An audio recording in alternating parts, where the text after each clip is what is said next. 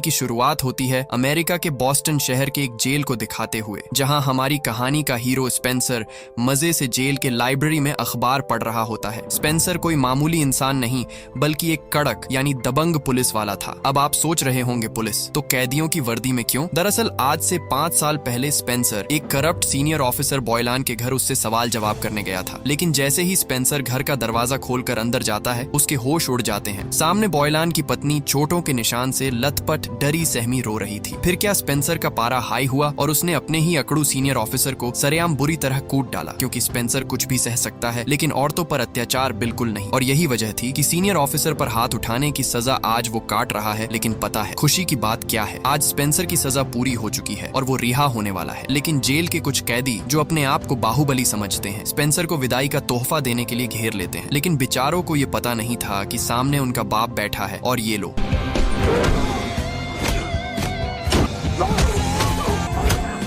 Spencer उनकी सारी खुजली मिटाकर एकदम बढ़िया से खातिरदारी करके जेल से बाहर कदम रखता है। जेल के बाहर उसका स्वागत करने के लिए उसका एक पक्का दोस्त और रिटायर्ड पुलिस हेनरी खड़ा था। साथ ही स्पेंसर की सन की एक्स गर्लफ्रेंड भी उसे लेने आ रही थी। लेकिन स्पेंसर अभी उससे मिलने के मूड में नहीं था, इसलिए वो हेनरी से कहता है, भाई यहाँ से तुरंत गाड़ी भगा। हेनरी बिना देरी किए स्पेंसर को अपने पिता के एक खाली पड़े अपार्टमेंट में ले जाता है ताकि वो वहाँ कुछ दिन आराम से रह सके। वहाँ स्पेंसर से मिलने उसका एक और पुराना पुलिस दोस्त ड्रिस्कॉल भी आता है। ड्रिस्कॉल स्पेंसर से पूछता है, तो मित्र नौकरी से हाथ धोने और 5 साल की सजा काटने के बाद आगे आपका क्या करने का इरादा है? स्पेंसर जवाब देता है कि अब बस वो अपनी लाइफ में चिल करेगा। ड्रिस्कॉल कहता है, ठीक है फिर जरूरत पड़ने पर जरूर याद करना, और वो चला जाता है। इसके बाद स्पेंसर अपनी नाराज कुतिया के पास उसे मनाने जाता है, क्योंकि पिछले 5 सालों से वो स्पेंसर के इंतजार में थी। खैर स्पेंसर को लगा था कि वो इस फ्लैट में अकेला रहेगा, लेकिन तभी हेनरी वहाँ एक और हट्टे कट्टे आदमी हॉक को ले आता है। हेनरी बताता है कि हॉक के पिता उसके स्कूल के दोस्त थे और अब हॉक इस दुनिया में बिल्कुल अकेला है और वो भी अभी अभी जेल से छूटा है, इसलिए हेनरी उसकी जिम्मेदारी उठा रहा है। यानी अब स्पेंसर और हॉक को एक ही छत के नीचे रहना था। स्पेंसर के लिए अपना कमरा शेयर करना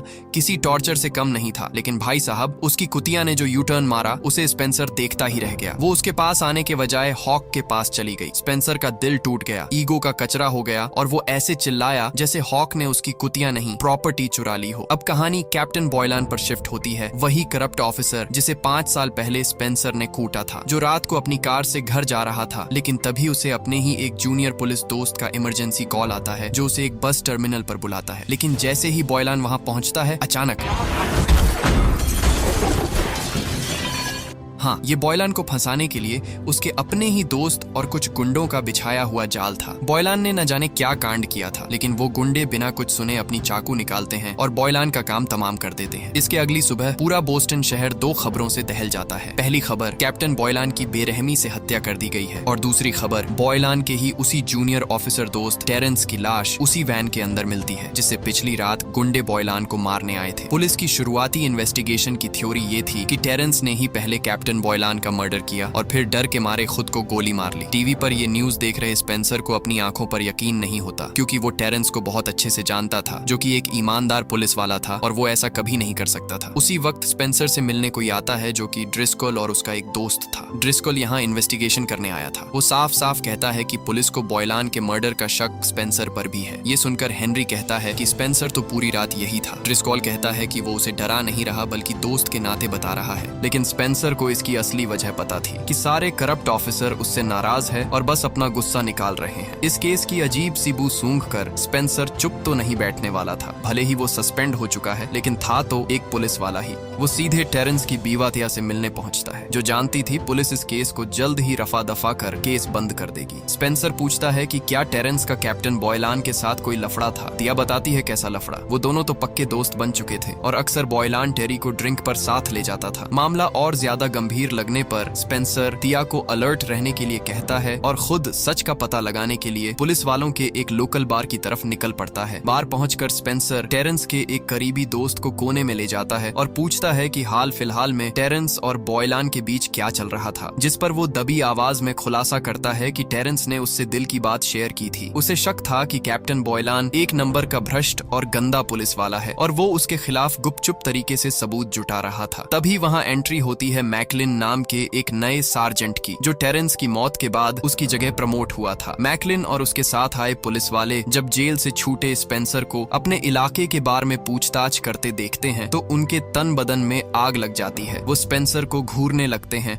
और माहौल बहुत सीरियस हो जाता है। यहाँ तक कि उनमें बहस भी शुरू हो जाती है और घमंडी मैकलिन स्पेंसर को एक घुसंड लगा देता है। स्पेंसर भी कहाँ चुप बैठने वालों में से था, वो भी मैकलिन को 2-4 घुस्सा लगा देता है, लेकिन सारे पुलिस वाले उस पर टूट पड़ते हैं।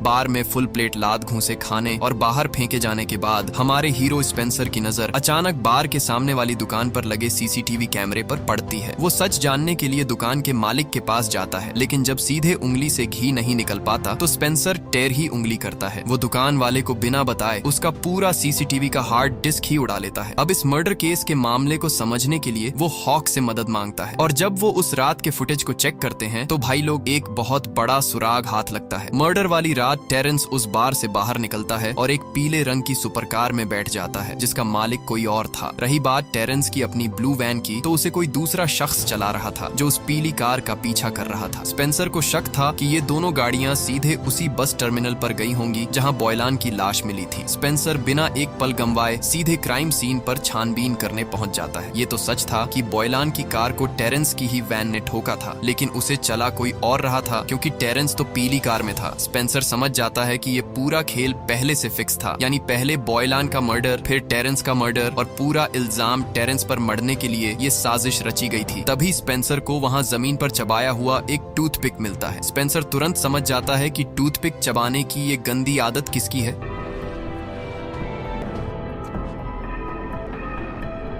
स्पेंसर तुरंत ड्रिस्कोल के पास जाता है और उससे पूछता है कि वो मर्डर वाली जगह पर क्या कर रहा था, लेकिन ड्रिस्कोल जो अब प्रमोट होकर बॉयलान की कुर्सी पर बैठ चुका था, साफ मुकर जाता है कि वो तो वहां कभी गया ही नहीं। गद्दारी की बू अब और तेज हो चुकी थी। इसके बाद स्पेंसर हॉक को ढूंढते हुए एक बॉक्सिंग रिंग में पहुंचता है। दरअसल हॉक के जेल से छूटने के बाद हेनरी चाहता था कि वो एक प्रोफेशनल बॉक्सर बने, इसलिए उसने स्पेंसर को हॉक का कोच बना दिया था ताकि वो उसे बॉक्सिंग के बेसिक पैंतरे सिखा सके। ट्रेनिंग खत्म करने के बाद दोनों भाई पेट पूजा करने के लिए एक कैफे में जाते हैं। तभी वहां अचानक स्पेंसर की वो सन की एक्स गर्लफ्रेंड डेविस धमक पड़ती है। वो गुस्से में पूछती है कि साले, जेल से छूटने के बाद तू मुझसे मिलने क्यों नहीं आया। स्पेंसर झूठ बोल देता है कि वो हमेशा के लिए एरिजोना शिफ्ट हो रहा है और वो उसे और परेशान नहीं करना चाहता। डेविस भी भावुक होकर विदाई के तौर पर उसे एक छोटा सा यादगार मोमेंट दे देती है।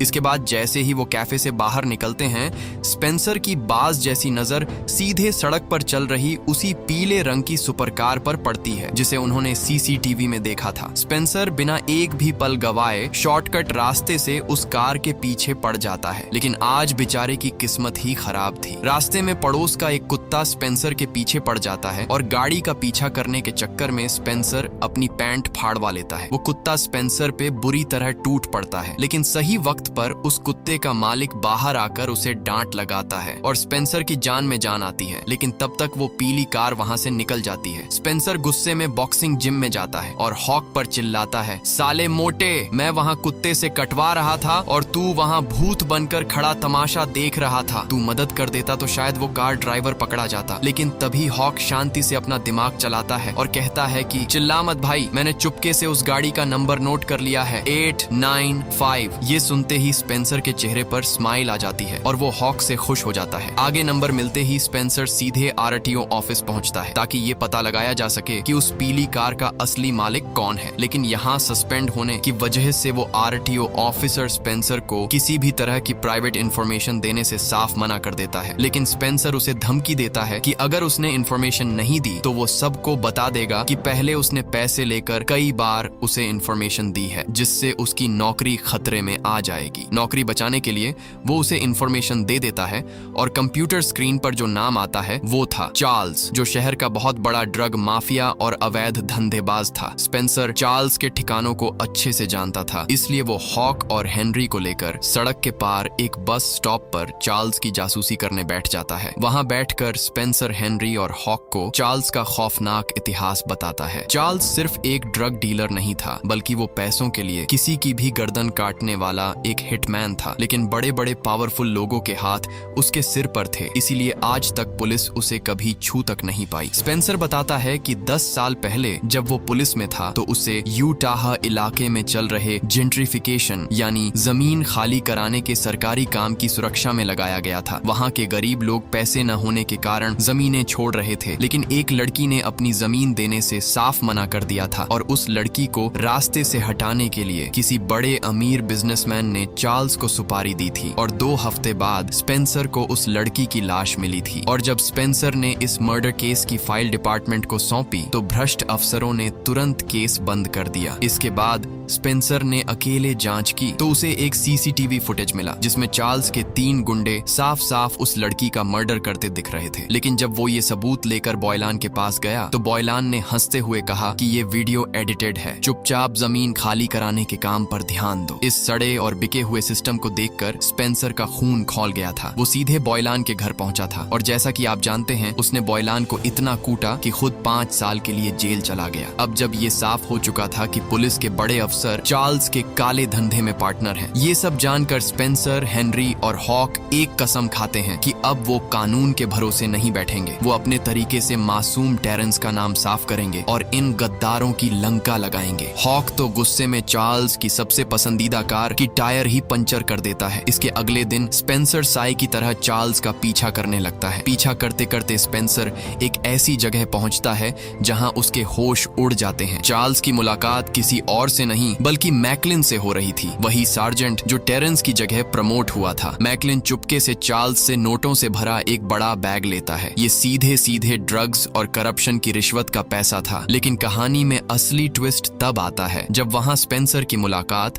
2 FBI एजेंट से होती है। वो एजेंट भी छुप कर मैकलिन पर नजर रख रहे थे क्योंकि FBI को बहुत पहले से शक था कि मैकलिन और बोस्टन पुलिस के कई बड़े अधिकारी इन अंडरवर्ल्ड के अपराधियों के साथ मिलकर बहुत बड़ा गेम खेल रहे हैं। चार्ल्स और मैकलिन को एक साथ देखने के बाद स्पेंसर को अचानक जेल के उस कैदी की याद आती है जिसके साथ रिहाई वाली दिन लड़ाई हुई थी। स्पेंसर को पता था कि वो कैदी पहले एक बड़ा ड्रग डीलर रह चुका है, इसलिए वो उससे जानकारी उगलवाने दोबारा जेल पहुंचता है। सबसे पहले वो उस कैदी से पूछता है कि मुझ पे हमला करने के लिए तुम्हें किसने कहा था और FBI सारे करप्ट ऑफिसर्स के पीछे क्यों है। लेकिन वो कैदी बड़ा शातिर था, वो मुंह खोलने से साफ मना कर देता है। तभी स्पेंसर सीधे हेनरी को वीडियो कॉल लगाता है और भाई पता है हॉक वहाँ क्या कर रहा था? वो उस कैदी की बीवी के साथ डेट पर बैठकर मजे ले रहा था। ये देखते ही वो कैदी बौखला जाता है। ऊपर से स्पेंसर कह देता है शायद तू लंबे समय तक जेल में रहेगा, इसलिए तेरी बीवी किसी और पार्टनर की तलाश में है और अगर तू नहीं चाहता कि मेरा दोस्त तेरी बीवी के साथ कुछ गलत करे तो चुपचाप मेरे सवालों का जवाब दे दे। आखिरकार उस कैदी को घुटने टेकने पड़ते हैं और वो घबराकर एक सीक्रेट कोड वर्ड उगल देता है, वंडरलैंड। लेकिन ये कहते ही वो हंसने लगता है। स्पेंसर पूछता है क्यों बे, दांत क्यों दिखा रहा है? जिस पर वो कैदी कहता है कि तू बहुत जल्द मरने वाला है, तुझे कोई नहीं बचा सकता। खैर उसकी बातों पर बिना ज्यादा ध्यान दिए स्पेंसर उस सीक्रेट कोड का सच जानने के लिए एक बंदरगाह पर अपने एक पुराने खबरी वायने से मिलता है। वायने बताता है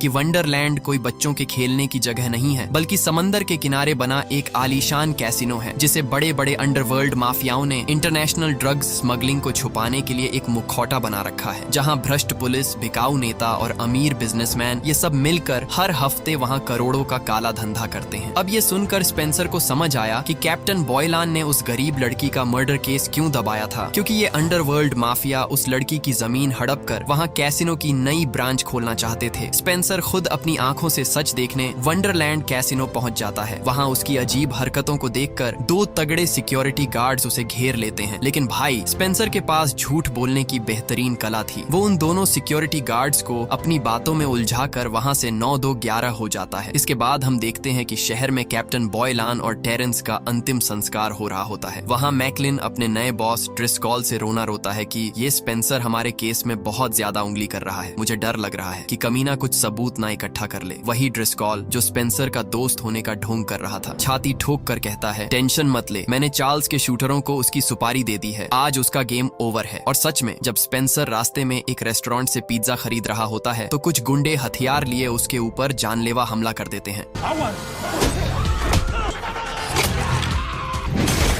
उधर कार में बैठा हॉक मस्त होकर गाने सुन रहा था, लेकिन जैसे ही वो देखता है स्पेंसर की जान खतरे में है, हॉक ना आव देखता है ना ताव, वो सीधे गाड़ी से दुकान का शीशा तोड़कर अंदर घुस जाता है और स्पेंसर को उठाकर वहाँ से रफू चक्कर हो जाता है। रास्ते में स्पेंसर हॉक से कहता है कि अब वो अंडरवर्ल्ड माफियाओं के निशाने पर आ चुके हैं, इसलिए उन्हें दूसरी जगह जाना होगा। इसके बाद स्पेंसर सुरक्षा के लिए हॉक और हेनरी को अपनी उसी सन की एक्स गर्लफ्रेंड डेविस के घर ले जाता है। डेविस पहले तो नखरे दिखाती है कि इस हेनरी को मेरे घर से बाहर निकालो, इसी बुढ़े ने स्पेंसर को बिगाड़ा है। लेकिन जब वो पूरी खौफनाक कहानी सुनती है तो उसका दिल पिघल जाता है और वो उन्हें अपने घर में छुपने की इजाजत दे देती है। इसी बीच टेरेंस की बीवा तिया जब अपने पति के अंतिम संस्कार से घर लौटती है तो देखती है कि पूरे घर का सामान बिखरा पड़ा है। वो तुरंत स्पेंसर को बुलाती है। स्पेंसर को शक था कि टेरेंस ने घर में कुछ ऐसा छुपाया है जिसे ये गुंडे ढूंढने आए थे, इसलिए वो तिया से कहता है कि जो कुछ भी है वो उसे बता दे। तिया अपने पर्स से एक ऐसा सीक्रेट ऑडियो रिकॉर्डिंग निकालती है जिसे टेरेंस मरने से पहले FBI को देना चाहता था। तिया भरोसा करके वो ऑडियो रिकॉर्डिंग स्पेंसर को दे देती है। स्पेंसर चाहता था कि तिया भी कुछ दिनों के लिए अपने बच्चे को लेकर दूसरी जगह चली जाए, लेकिन तिया कहती है कि वो सब संभाल लेगी। इसके बाद जब स्पेंसर उस रिकॉर्डिंग को प्ले करता है तो पूरे स्कैम का पर्दाफाश हो जाता है। रिकॉर्डिंग में टेरेंस, जो कि एक ईमानदार पुलिस वाला था, अपने सीनियर बॉयलान को इस दलदल से बाहर निकलने की सलाह देता है। टेरेंस कहता है कि वो बॉयलान को एक नई जगह नौकरी दिला देगा, बस बॉयलान इस काले धंधे से जुड़े सब करप्ट ऑफिसर और बाकी लोगों का नाम बता दे। बॉयलान मान जाता है और बताता है कि वंडरलैंड का पूरा धंधा चार्ल्स संभालता है। चार्ल्स के ऊपर मैकलिन है और इन दोनों का असली बाप कोई और नहीं बल्कि ड्रिस्कॉल है। लेकिन इससे पहले कि टेरेंस ये रिपोर्ट FBI को सौंपता, ड्रिस्कॉल को भनक लग गई और यहाँ पर सबसे बड़ा खुलासा होता है। टेरेंस और बॉयलान को मारने वाला कोई गुंडा नहीं बल्कि खुद ड्रिस्कॉल था। सच जानने के बाद स्पेंसर सीधे ड्रिस्कॉल से अकेले मिलने जाता है और सबूत दिखाते हुए कहता है, तू मेरा पुराना दोस्त रहा है, इसलिए तमीज से कह रहा हूँ कि FBI के सामने सरेंडर कर दे। लेकिन ड्रिस्कॉल पर तो करोड़ों के काले धन का नशा चढ़ा था। वो हंसते हुए स्पेंसर को ही धमकी दे देता है कि अपनी खैर मना स्पेंसर, अभी तक तू जिंदा है। स्पेंसर बिना बहस किए सीधे ऑडियो रिकॉर्डिंग लेकर FBI एजेंट के पास जाता है, लेकिन वो एजेंट हाथ खड़े कर देते हैं कि भाई ये बड़ी मछलियां कोर्ट में इस ऑडियो को एडिटेड साबित कर देंगी, हमें ठोस सबूत ड्रग्स का माल चाहिए। अब स्पेंसर का दिमाग पूरी तरह सटक जाता है। वो सीधे चार्ल्स के अड्डे पर धावा बोलता है और उसकी ऐसी धुनाई करता है कि चार्ल्स अगले ड्रग्स कंसाइनमेंट की पूरी लोकेशन उगल देता है। इसके बाद स्पेंसर और हॉक हाईवे पर उस गाड़ी का इंतजार कर रहे होते हैं जिसमें ड्रग्स लाया जा रहा था, और जैसे ही उन्हें वो गाड़ी दिखती है, हॉक हथौड़े से उस गाड़ी का शीशा तोड़ देता है और आगे दोनों गुंडों को कूटने के बाद स्पेंसर ड्रग्स से भरा पूरा ट्रक ही चुरा लेता है और उसे डेविस के गैराज में छुपा देते हैं। उनका प्लान था कि सुबह सीधे FBI को बुलाकर माल और चार्ल्स को उनके हवाले कर देंगे, लेकिन तभी एक और मुसीबत आ जाती है। घर से बूढ़े हेनरी का अपहरण हो चुका था। ड्रिस्कॉल का फोन आता है और वो धमकी देता है, अगर हेनरी को जिंदा देखना चाहते हो तो हमारा पूरा माल लेकर वंडरलैंड कैसिनो आ जाओ, वरना बुढ़े की लाश मिलेगी। इधर वंडरलैंड के मैदान में ड्रिस्कॉल और चार्ल्स की पूरी पलटन हथियारों के साथ स्पेंसर का इंतजार कर रही थी, लेकिन तभी वहां स्पेंसर की जगह डेविस अपनी कार से एंट्री मारती है और बातों ही बातों में हेनरी को उनकी कैद से बाहर खींच लाती है। और ठीक उसी पल स्पेंसर और हॉक एक 18 व्हीलर विशाल कंटेनर ट्रक लेकर आते हैं और माफिया की गाड़ियों के परखच्चे उड़ा देते हैं। ड्रिस्कॉल डर के मारे गोदाम की तरफ भागता है। स्पेंसर भी उसका पीछा करते हुए गोदाम के अंदर चला जाता है, लेकिन चार्ल्स के गुंडे स्पेंसर का रास्ता रोक लेते हैं। तभी हमारा हट्टा कट्टा हॉक अपनी ताकत दिखाता है और स्पेंसर से कहता है, तुम आगे बढ़ो भाई, इन फटीचरों को तो मैं अकेले ही कूट दूंगा। हॉक अकेले ही पूरी पलटन को गाजर मूली की तरह काटने लगता है। अब आमने सामने थे स्पेंसर और ड्रिस्कॉल। स्पेंसर इस गद्दार को इतनी आसानी से मौत की नींद नहीं सुलाना चाहता था। वो अपनी गन फेंक देता है और ड्रिस्कॉल को एक सच्चे मर्द की तरह 1-on-1 फाइट के लिए ललकारता है। दोनों के बीच लात घूंसों की बरसात होती है और आखिरकार स्पेंसर ड्रिस्कॉल का थोबड़ा तोड़कर उसे वहीं ढेर कर देता है। वो वंडरलैंड के पूरे गैंग को उसी चुराए हुए ड्रग्स के माल के साथ बांधकर FBI के हवाले कर देता है। कोर्ट और FBI इन सभी गुनहगारों को कड़ी से कड़ी सजा सुनाती है। नेशनल टीवी पर खबर चलने लगती है कि शहीद टेरेंस कोई कातिल नहीं बल्कि एक सच्चा और ईमानदार देशभक्त पुलिस वाला था। टेरेंस का नाम पूरी तरह साफ हो जाता है। कहानी के अंत में स्पेंसर, हॉक, हेनरी और डेविस एक कैफे में बैठकर इस शानदार जीत का जश्न मना रहे होते हैं। तभी टीवी पर एक और भ्रष्ट पुलिस वाले की खबर आती है और स्पेंसर की आंखों में फिर से वही इंसाफ वाली चमक दिखाई देती है। और इसी के साथ आज की हमारी ये कहानी यहीं खत्म होती है। तो दोस्तों, अगर आप यहाँ तक वीडियो को देख चुके हैं और आपने अभी तक एक कमेंट भी नहीं किया तो क्या कर रहे हैं, एक प्यारा सा कमेंट करके ही जाइएगा। दोस्तों, मिलते हैं जल्द। Take care, bye bye.